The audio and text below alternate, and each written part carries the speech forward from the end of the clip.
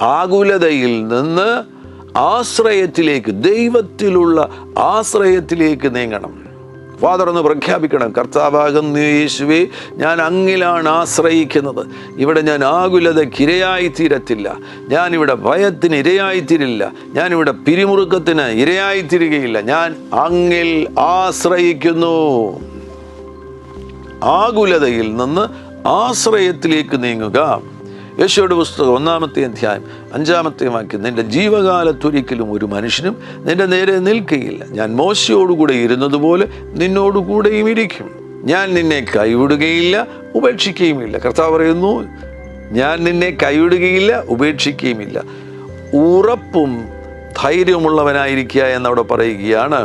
അപ്പോൾ ആകുലതയിൽ കുടുങ്ങിപ്പോകാതെ, വ്യാകുലതയിൽ കുടുങ്ങിപ്പോകാതെ നിങ്ങൾ ആശ്രയത്തിലേക്ക് നീങ്ങണം. ആശ്രയത്തിലേക്ക് നീങ്ങണമെന്നുണ്ടെങ്കിൽ ദൈവത്തിൻ്റെ വചനം അറിയണം. വചനത്തിൽ പറയുന്നു, ഞാൻ നിന്നെ കൈവിടുകയില്ല, ഉപേക്ഷിക്കുകയുമില്ല.